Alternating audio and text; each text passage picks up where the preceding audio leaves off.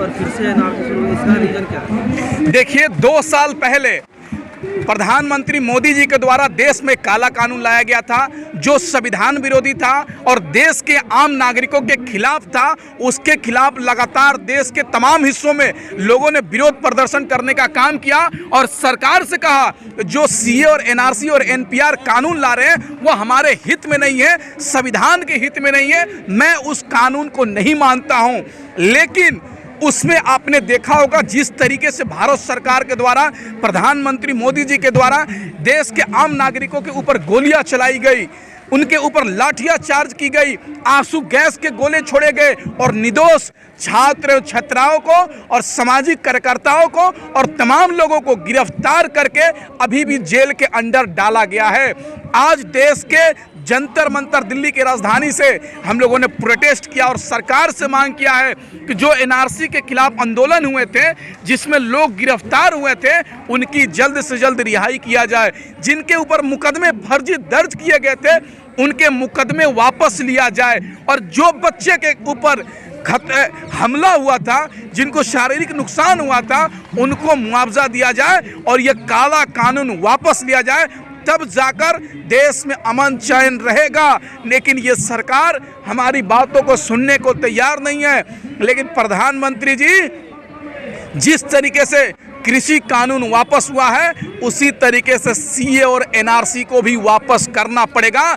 जब तक ये काला कानून वापस नहीं होगा तब तक हम लड़ेंगे, ये सरकार के खिलाफ लड़ेंगे, ये गूंगी बहरी सरकार को जगाने का काम करेंगे, ये काले कानून के खिलाफ लड़ेंगे, एनआरसी के खिलाफ लड़ेंगे और ये काले कानून को वापस कराने का काम करेंगे। एनआरसी को मोदी जी ने कह दिया था कि एनआरसी तो खत्म हो गया है। नहीं, देखिए, एक 3 चीज पे कभी भरोसा नहीं किया जा सकता है, पतंजलि के सम्मान पे, मोदी जी के जुबान पे और अंधभक्तों के ज्ञान पर।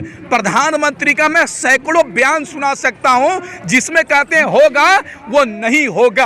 आप बताइए, जिस तरीके से ये कहते थे कृषि कानून अच्छा है, किसानों के हित में है, लेकिन क्या हुआ? आपको वापस करना पड़ा। आज आप कह रहे हैं कि ये एनआरसी सीए किसानों के, देश के आम नागरिकों के हित में है, लेकिन देश के तमाम लोग हजारों संग हजारों जगह पर गांव कस्बे शहर में इस एनआरसी और सीए के खिलाफ लोग बैठे हुए थे। आज भी लोग बैठे हुए हैं और सरकार से कह रहे हैं कि आपको वापस करना पड़ेगा।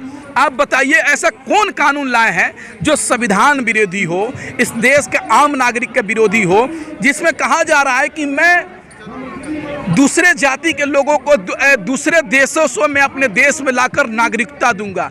प्रधानमंत्री जी, जो इस देश का युवा है उसको तो आपने बेरोजगार कर दिया, जो हमारी देश की बहन बेटियां हैं आप उसकी सुरक्षा नहीं कर पा रहे हैं और दूसरे के लोगों को दूसरे देश से लाकर क्या करेंगे?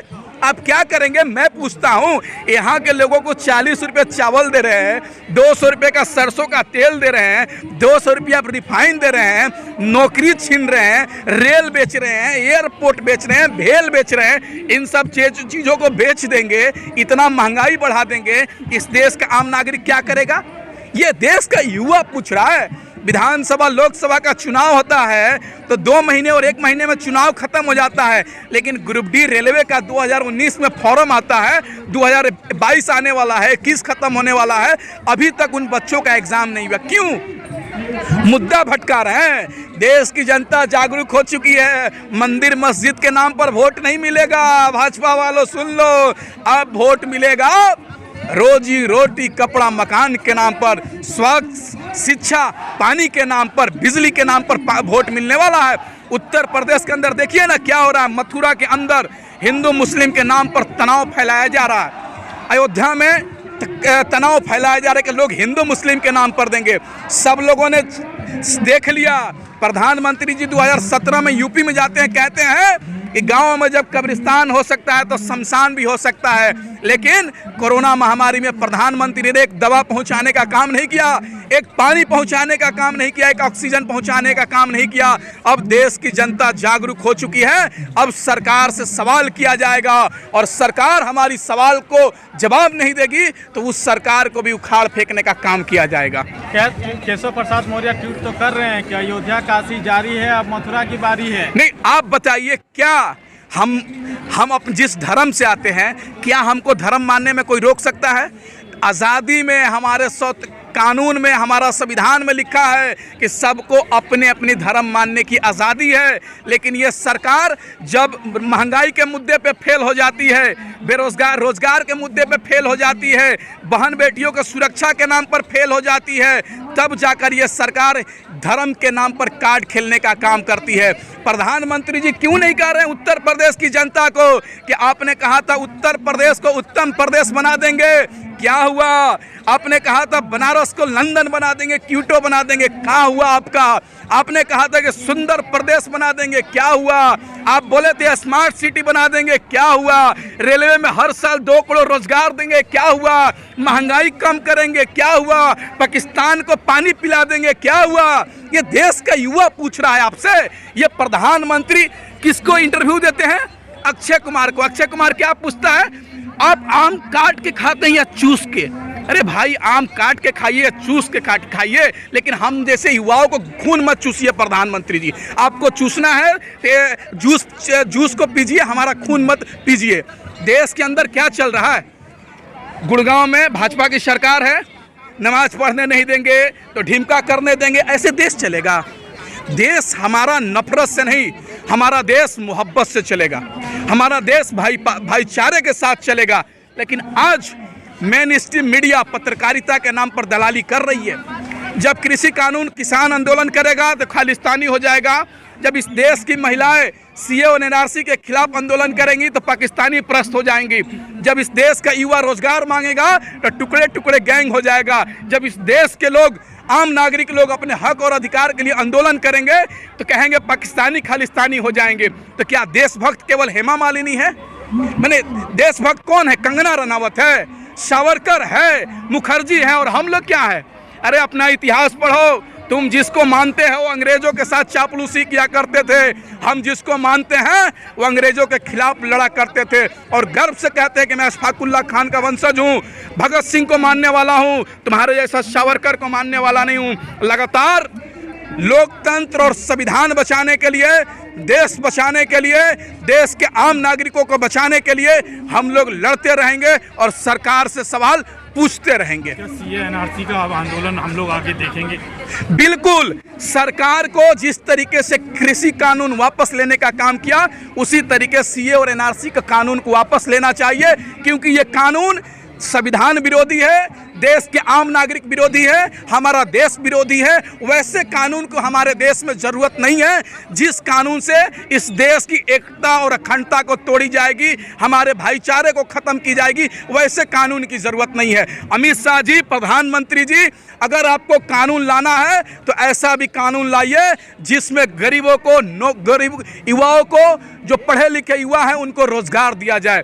प्रधानमंत्री जी, ऐसा कानून लाइए जिसमें जो महिलाएं हैं उनको सुरक्षा की बात किया जाए। देश में प्रधानमंत्री जी ऐसा कानून लाइए जिससे देश के आम नागरिकों को भलाई हो। वैसा कानून नहीं चाहिए जो पाकिस्तानियों के हित में हो, बांग्लादेश के लोगों के हित में हो। एनआरसी से क्या फायदा है? सीए से क्या फायदा है? बताइए ना आप। पाकिस्तान के युवाओं को बुलाएंगे, बांग्लादेश के युवाओं को बुलाएंगे, दूसरे देश के लोगों को बुलाएंगे, तो यहाँ के लोग कहाँ जाएंगे?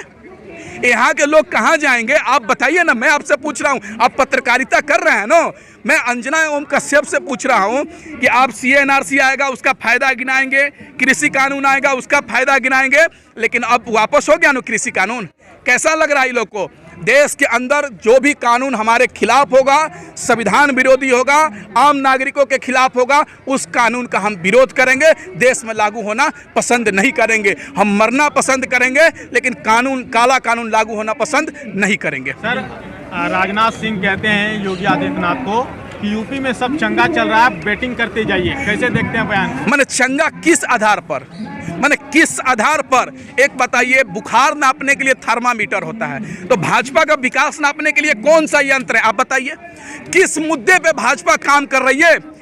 अपराध के मामले में यूपी नंबर 1, महिलाओं के छेड़खानी के नाम पर नंबर यूपी 1, महिलाओं के बलात्कार के नाम पर नंबर 1, बेरोजगारी के नाम पर नंबर 1, महंगाई के नाम पर नंबर 1। किस आधार पर यूपी की जनता वोट देगी? इसलिए यूपी की जनता बीजेपी को वोट देगी कि भारतीय जनता पार्टी की पुलिस, यूपी पुलिस होटल में घुसकर लोगों को गोली मार देती है, इसके लिए वोट देगी। जब देश के लोग आंदोलन करते हैं तो उसके ऊपर शूट एंड सीधा राइट गोली चला दिया जाता है, इसके नाम पर वोट देगी।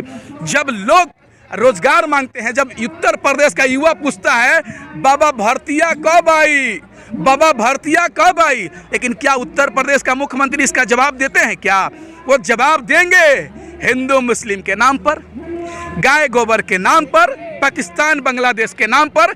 बाबा जिस राज्य का आप मुख्यमंत्री हैं उसके बारे में भी थोड़ा बोल लीजिए दो शब्द। उत्तर प्रदेश के अंदर कंपनियां बंद हो रही है, नोएडा के अंदर कंपनियां बंद हो रही है, इसके बारे में भी योगी जी कुछ बोलेंगे? प्रधानमंत्री जी आप तो जाते हैं अडानी अंबानी के घर में, लेकिन क्या इस देश के युवाओं के बारे में सोचेंगे? हम पूछ रहे हैं विधानसभा और लोकसभा का चुनाव कितने महीने में खत्म होता है? 1 महीना, 2 महीना, 3 महीना। चुनाव 3 महीना में खत्म हो जाएगा, लेकिन ग्रुप डी का परीक्षा जब 2019 में बच्चे फॉर्म भरेंगे तो 2022 में भी एग्जाम नहीं होगा। क्यों? 2021 में भी एग्जाम क्यों नहीं होगा? तुम्हारा विधानसभा का चुनाव 3 महीना में कंप्लीट हो जाएगा, लेकिन बच्चों का एग्जाम 3-3 साल में कंप्लीट नहीं होगा। अब देश का युवा जग चुका है। अब प्रधानमंत्री से सवाल होगा कि आपका 56 इंच का सीना कहाँ है? देश का युवा पूछ रहा है। 7 साल से प्रधानमंत्री जी आप प्रधानमंत्री हैं, हमारा 14 करोड़ रोजगार कहाँ है? हम पूछ रहे हैं। हम रामदेव बाबा से भी पूछेंगे कि 35 रुपये डीजल पेट्रोल कहाँ है, 300 रुपये का सिलेंडर गैस कहाँ है। हम गिरिराज मंत्री से अमित शाह जी से भी पूछेंगे कि आपने बड़ी बड़ी वादा किया था 2014 में, 19 में, आपका वादा कहाँ है? आज देश का युवा और देश के लोग जागरूक हो चुके हैं। अब सरकार से सवाल किया जाएगा। सरकार हिंदू मुस्लिम बैकवर्ड फॉरवर्ड के नाम पर भटकाएगी। हम रोजी रोटी कपड़ा मकान के नाम पर वोट देने का काम करेंगे। सरकार मुद्दे से भटकाएगी, हम मुद्दे पे लाकर राजनीति करवाने का काम करेंगे। आप कह रहे हैं कि यूपी में कोई वोट नहीं देगा बीजेपी को। हाँ। वो तो कह रहे हैं हम जीत रहे हैं। नहीं, बीजेपी तो बंगाल भी जीत रही थी ना। बंगाल में क्या हुआ? बंगाल में क्या हुआ? खदेड़ा हुआ। अब उत्तर प्रदेश में देखिएगा ढकेला होगा। उत्तर प्रदेश की जनता इन भाजपाइयों को भगाने का काम करेगी। गांव में घुस रहा है। अब शराब के दुकान पर जाएंगे तो क्या लिखा रहता है? शराब स्वास्थ्य के लिए हानिकारक है। अब देश के हर चौराहे पर लिखा रहेगा भाजपा और मोदी देश के लिए हानिकारक है। वह दिन दूर नहीं है। ये लोग केवल गुमराह कर सकते हैं और कुछ नहीं कर सकते हैं। आप बताइए लखीमपुरी में क्या हुआ? एसआईटी जो सरकार गठन किया, प्रशासन के लोग गठन किया, वो एसआईटी ने कहा कि टेनी जो है अजय मिश्रा है, दोषी है। एक षड्यंत्र के तहत किसानों के ऊपर गाड़ी चढ़ाने का काम किया, लेकिन क्या हुआ? योगी जी का बुलडोजर तो केवल चलता है उन लोगों पे, अतीक अहमद पे चलता है, मुख्तार अंसारी पे चलता है, फलाना ढिमका पे चलता है। क्या योगी जी आपका बुलडोजर चलेगा अजय मिश्रा पर कि नहीं चलेगा? इसलिए नहीं चलेगा कि आपका एमपी है, इसलिए बचाना चाहते हैं। आपका वो मंत्री है, इसलिए आप बचाना चाहते हैं। देश का युवा, देश के लोग आपसे पूछ रहे हैं योगी जी आपका बुलडोजर में दम है तो अजय मिश्रा के बुलडोजर चलाइए घर पर। उसको भी एनएसए लगाइए कि एनएसए जामिया के बच्चों को लगेगा, जेएनयू के बच्चों को लगेगा, क्या इस देश के युवाओं पे लगेगा, सामाजिक कार्यकर्ताओं पे लगेगा, या गुंडों पे भी एनएसए लगेगा? अब बताइए, एनएसए जैसी एक आतंकवादियों के ऊपर लगाया जाता है, लेकिन ये सरकार देश के छात्रों पे लगाने का काम कर रही है। उमर खालिद क्या है? खालिद सैफी क्या है? आसिफ इकबाल तनहा क्या है? कौन है ये लोग? ये लोग पीएचडी कर रहे हैं, कोई मास्टर कर रहा है, कोई समाज के लिए लड़ रहा है, लेकिन सरकार उनके ऊपर लगा रही है और उनको बचाने का काम कर रही है। जिसके पोर्ट से हजारों कुंटल ड्रग्स पकड़ाता है उसको ये लोग सरकार सम्मानित करती है, लेकिन जो बच्चे समाज के लिए लड़ते हैं, जो लोग देश के लिए लड़ते हैं, अपने लोकतंत्र और संविधान बचाने के लिए लड़ते हैं, आप उसको जेल में डालते हैं। आपको शर्म नहीं आता है? आपको शर्म नहीं आता है? इसी दिल्ली के अंदर जंतर मंतर पे आकर भाजपा के लोग, आरएसएस के लोग, बजरंग दल के लोग किसी समुदाय को गाली देते हैं कि मुल्ले काटे जाएंगे, जय श्री राम चिल्लाएंगे, लेकिन प्रधानमंत्री एक शब्द बोलता है क्या? दिल्ली का मुख्यमंत्री केजरीवाल एक शब्द बोलता है क्या? आज बताइए, दिल्ली के लोगों को घुटन महसूस हो रहा है, सांस लेने में दिक्कत है, प्रदूषण है, लेकिन दिल्ली का मुख्यमंत्री, उप मुख्यमंत्री केजरीवाल और मनीष सिसोदिया उत्तराखंड के पहाड़ियों में घूम रहे हैं। अरे देश की जनता आपसे जवाब सवाल चाहेगी, सवाल करेगी, और आने वाले चुनाव में तुम लोगों को खमियाजा भुगतना पड़ेगा। अब लोग बर्दाश्त करने वाले नहीं हैं। धर्म के नाम पर, बैकवर्ड फॉरवर्ड के नाम पर, गाय गोबर के नाम पर, शमशान कब्रिस्तान के नाम पर तुमने लड़ा लिया, लोगों को गुमराह कर लिया। लोग अब नहीं गुमराह होने वाले हैं। अब सरकार से सवाल किया जाएगा और सरकार को उखाड़ फेंकने का काम किया जाएगा।